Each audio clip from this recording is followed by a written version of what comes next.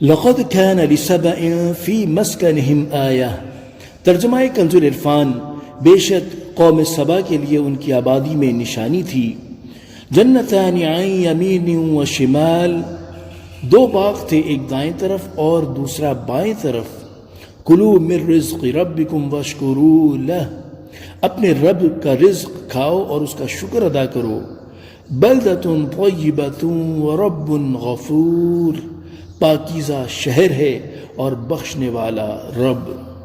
تفسیر صراط الجنان. ان آیات میں ایک ایسی قوم کا واقعہ بیان کیا گیا جنہیں اللہ تعالیٰ نے کثیر نعمتوں سے نوازا، لیکن وہ لوگ اللہ تعالیٰ کی اطاعت و فرما برداری کرنے کی بجائے اس کی نافرمانی کرنے لگ گئے تو اللہ تعالیٰ نے انہیں سیلاب کے ذریعے ہلاک کر دیا. سبا عرب کے علاقے یمن کی حدود میں واقع ایک قبیلے کا نام ہے، اور یہ قبیلہ اپنے دادا سبا بن یشجب بن یعرب بن قحطان کے نام سے مشہور ہے. آیت کا خلاصہ یہ ہے کہ یمن کی حدود میں جس جگہ یہ لوگ آباد تھے وہاں اللہ تعالیٰ کی وحدانیت اور قدرت پر دلالت کرنے والی ایک نشانی تھی. اس نشانی کی تفصیل یہ ہے کہ ان کے شہر کے دونوں طرف کثیر باغات تھے اور ان باغوں میں پھلوں کی انتہائی کثرت تھی. ان لوگوں سے انبیاء کرام علیہ السلام کے ذریعے کہا گیا کہ اپنے رب عز و جل کا رزق کھاؤ اور اس نعمت پر اس کی طاعت و عبادت بجا لاؤ. تمہارا شہر پاکیزہ شہر ہے جس میں لطیف آب و ہوا اور صاف ستھری سرزمین ہے. اس میں مچھر، مکھی، کھٹمل، سانپ اور بچھو وغیرہ کوئی چیز نہیں. اور ہوا کی پاکیزگی کا یہ عالم ہے کہ اگر کہیں دوسرے علاقے کا کوئی شخص اس شہر سے گزر جائے اور اس کے کپڑوں میں جوئیں ہوں تو سب مر جائیں. اگر تم اپنے رب عز و جل کی روزی پر شکر ادا کرو اور اس کی اطاعت بجا لاؤ تو وہ بخشش فرمانے والا ہے. فأعرضوا فأرسلنا عليهم سيل العارم وبدلناهم بجنتيهم جنتين ذواتي أكل خمط وأثل وشيء من صدر قليل.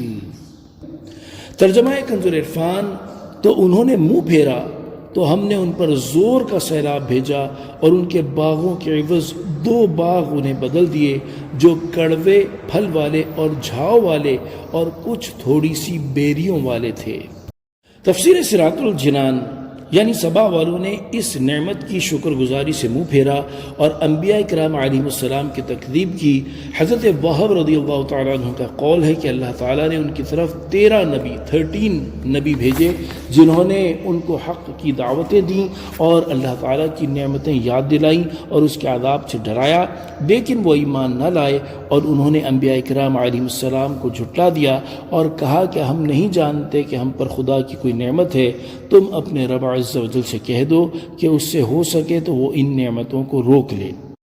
فَأَرْسَلْنَا عَلَيْهِمْ سَيْلَ الْعَرِمِ، تو ہم نے ان پر زور کا سیلاب بھیجا. یہاں سے ان لوگوں کا انجام بیان کیا گیا کہ ان کی نافرمانی کے سبب ہم نے ان پر عظیم سیلاب بھیجا جس سے ان کے باغ اور اموال سب ڈوب گئے اور ان کے مکانات ریت میں دفن ہو گئے اور وہ اس طرح تباہ ہوئے کہ ان کی تباہی عرب کے لیے مثال بن گئی. اور ان کے خوبصورت باغوں کو دو ایسے باغوں میں بدل دیا جو کڑوے اور انتہائی بد مزہ پھل والے تھے اور ان میں جھاؤ اور کچھ تھوڑی سی بیریاں تھیں جیسے ویرانوں میں اگاتی ہیں. صلو علی الحبیب صلی اللہ تعالی علی محمد صلی اللہ تعالی علیہ وآلہ وسلم.